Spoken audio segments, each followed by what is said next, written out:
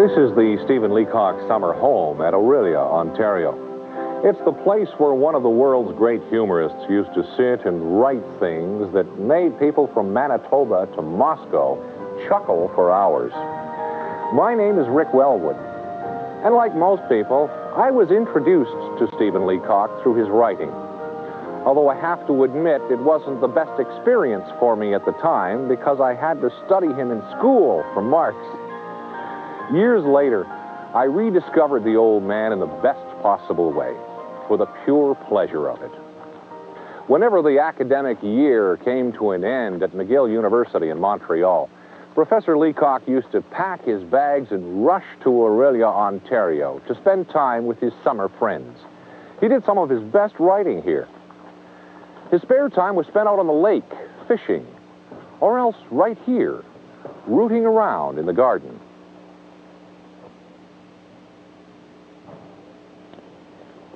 So this is May. I'm always a little surprised when I see another one. But I have to admit, it's a darn nice thing to see. There's something special about this time of year. It signals the rebirth of all those little things that we miss when the winter snows hug the ground and remind us that life is not only sweet, but short. I love the month of May. Old Man Robin's been around for a few months now, and some of the spring flowers have already bloomed and gone. But the best part of the year and the blooms have yet to come. Still a bit early for mosquitoes. It's a pity about that. But I'm sure we'll notice when they arrive. I suppose I can wait just a bit longer. As a month, May simply stinks of lilacs and newly grown grass fallen under the swish of a scythe. Those are the best kinds of stinks. Hardly anything ever stinks in January, which is why January is dull. If I could be any month of the year, January would be my 12th choice. But first, first I would be May. It holds such promise. And the younger you are, the more promise it holds. Somehow, when you get to be my age, the promise is either shorter or smaller or completely replaced by its opposite effect, memory. I have a whole bunch of memories, buckets of them. May brings back many of them. I suppose it's because of Mother's Day. Although when I was younger, nobody had the idea that Mother should have a day to call her own. Actually, of all the different ideas that have been put forward, I think the very best is the notion of celebrating Mother's Day once a year. I don't wonder that the second Sunday in May is so popular all across America. Maybe it will spread to England, too. It is especially in a big family, such as the one in which I was raised, that such an idea can take hold. When the notion was first put forward, we took a vote on it and decided to make a special celebration of Mother's Day. We thought it a fine idea. It made us all realize how much Mother had done for us for years, and all the efforts and the sacrifice that she'd made for our sake.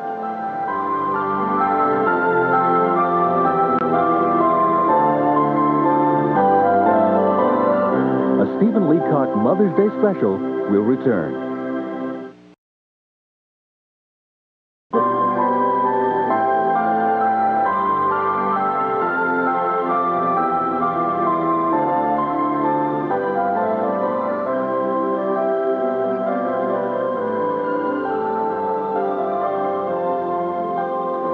It was a long time ago, but I remember it better now than I did on the Monday following.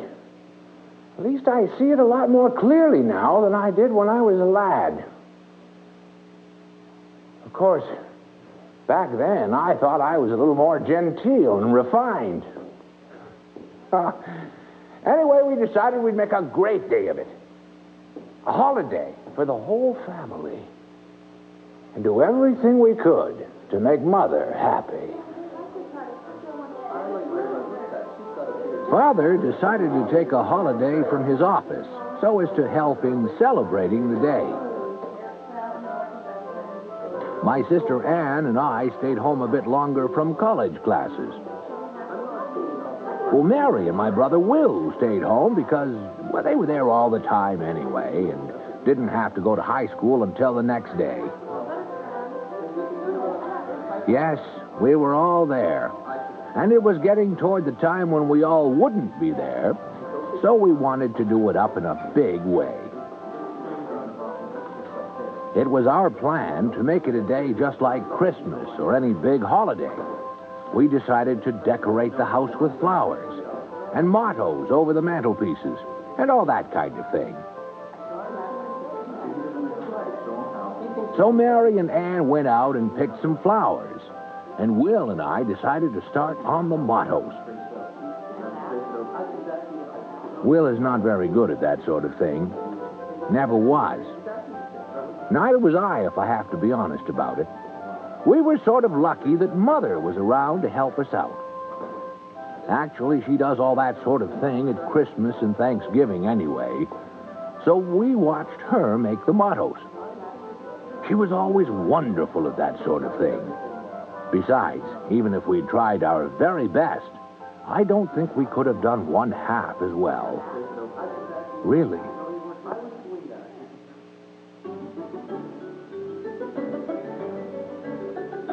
We were all in the spirit of the thing, and had been since the day before. The girls had thought it would be a nice thing to dress in our very best for such a big occasion. Shopping seemed in order. So off we went to see what Mother might like.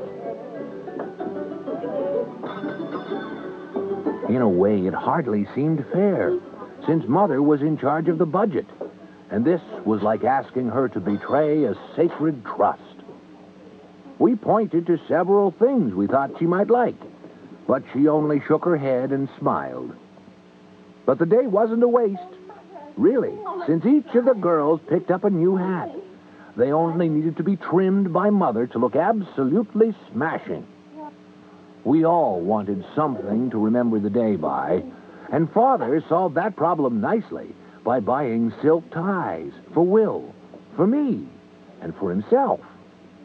As we looked around, we realized that only Mother didn't have anything new.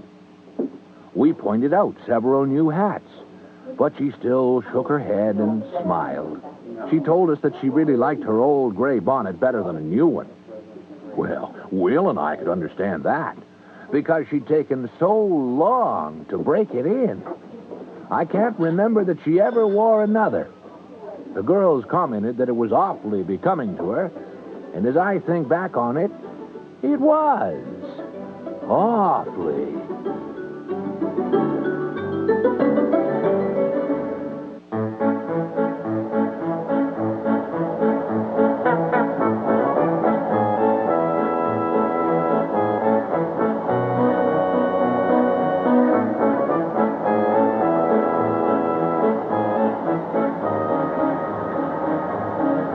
Maybe she wouldn't take a new hat, but we weren't to be outdone. After breakfast Sunday morning, we had it arranged as a surprise for Mother that we would hire a motor car and take her for a beautiful drive away into the country. Mother was hardly ever able to have a treat like that, because there's so much that keeps her busy around the house. And, of course, the countryside was so lovely just then. We knew it would be just grand for her to have a lovely morning driving for miles and miles. But on the very morning of the day, we changed the plan a little bit. You see, it occurred to Father that a thing it would be better to do, even than to take Mother for a motor drive, would be to take her fishing. Father said that as the car was hired and paid for, we might just as well use it for a drive up into the hills where the streams are. As Father said, if you go out driving without any object, you have a sense of aimlessness. If you are going to fish, There is a definite purpose in front of you to heighten the enjoyment. We all felt it would be even nicer if Mother had a definite purpose. Anyway, it turned out that Father had just got a new rod the day before. It really made the idea of fishing more appropriate. So, we got everything arranged for the trip, and we got Mother to cut up some sandwiches and make a sort of lunch in case we got hungry. Though, of course, we were to come back home again to a big dinner in the middle of the day, just like at Christmas or New Year's Day. Mother packed it all up in a basket for us, ready to go in the motor. Well, when we got to the car, it turned out that there hardly seemed as much room in it as we had supposed. We hadn't reckoned on Father's fishing basket, and the rod, and the lunch. It was plain enough we couldn't all get in. Father said not to mind him. He said that he could just as well stay at home. He said that he was sure that he could put in the time working in the garden. He said that there was a lot of rough, dirty work that he could do, like digging a trench for the garbage. That would save hiring a man, and so he said that we were not to let the fact of his not having had a real holiday for 3 years stand in our way. He wanted us to go right ahead and be happy and have a big day and not to mind him. He said that he could plug away all day. In fact, he said he'd been a fool to think that there'd be any holiday for him. But of course, we all felt it would never do to let Father stay home, especially as we knew he would make trouble if he did. The two girls, Anne and Mary, would gladly have stayed and prepared dinner, only it seemed like such a pity, too, on a lovely day like this, having their new hats. But they both said that Mother had only to say the word, and they'd gladly stay home and work. Will and I would have dropped out, but unfortunately, we wouldn't have been of any use in getting the dinner. So, in the end, it was decided that Mother would stay home and just have a lovely, restful day around the house and get the dinner.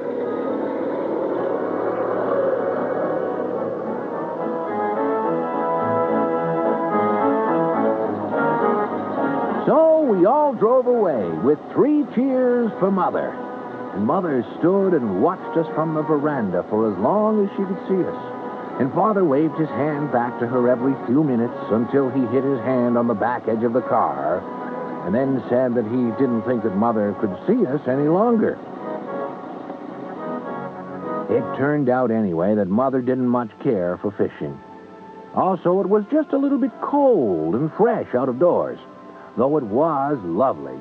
And Father was rather afraid that Mother might take cold if she came. He said he would never forgive himself if he dragged Mother round the country and let her take a severe cold at a time when she might be having a beautiful rest. He said it was our duty to try to let Mother get all the rest and quiet that she could after all that she'd done for us. He said that was principally why he had fallen in with this idea of a fishing trip, so as to give Mother a little quiet. He said that young people seldom realize how much quiet means to people who are getting old. As to himself, he could still stand the racket, but he was glad to shelter Mother from it.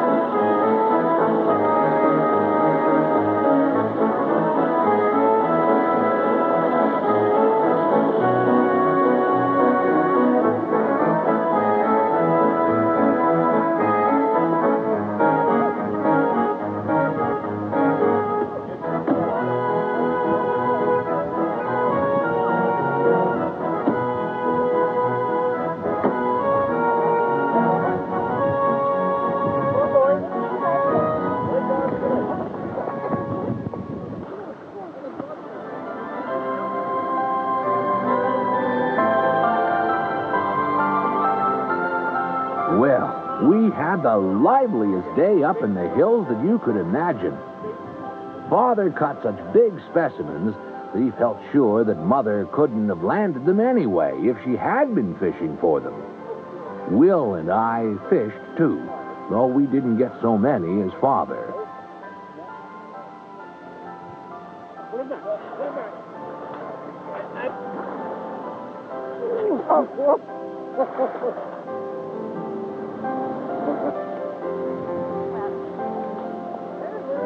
The two girls met quite a lot of people that they knew as we drove along. And there were some young men friends of theirs that they met along the stream and talked to.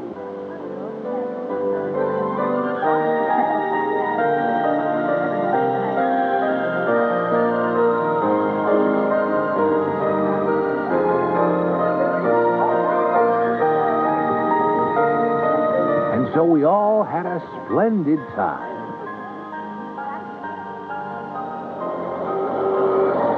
It was quite late when we got back, nearly 7 o'clock in the evening. But Mother had guessed that we would be late, so she had kept back the dinner so as to have it nicely ready and hot for us. Only first she had to get towels and soap for Father and clean things for him to put on because he always gets so messed up with fishing. That kept Mother busy for a little while. But at last, everything was ready, and we sat down to the grandest kind of dinner. Roast turkey and all sorts of things, like on Christmas Day. Mother had to get up and down a good bit during the meal, fetching things back and forward, but at the end, Father noticed it and said she simply mustn't do it, that he wanted her to spare herself. And he got up and fetched the walnuts over from the sideboard himself. The dinner lasted a long while and was great fun.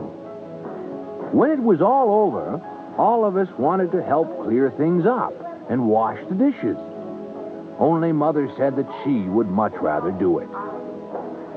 So we let her, because we wanted, just for once, to humor her.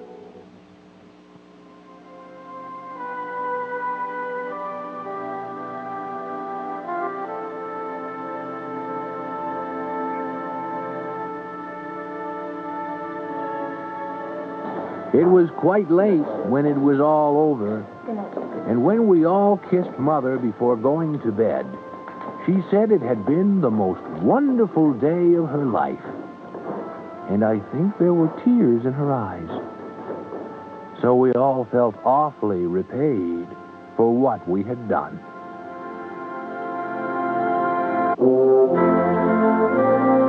A Stephen Leacock Mother's Day special. We'll be right back.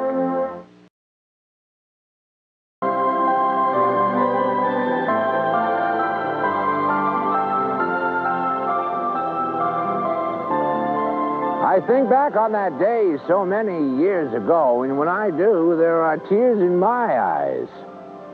Whenever Mother's Day rolls around, I make a point of visiting her. I sit there on the grass and look down across the rolling hills to the lake that was by the old home farm. And remember, one of the things I think is that every day is Mother's Day if you really care. Mother was certainly worth a lot more fuss than we made at the time. But she got a lot more respect later on in life when we became parents. It's always that way. So I say 3 cheers for May and for Mother's Day. Well, one of these days, some clever fool might decide we'll have a day for fathers, too. Well, why not?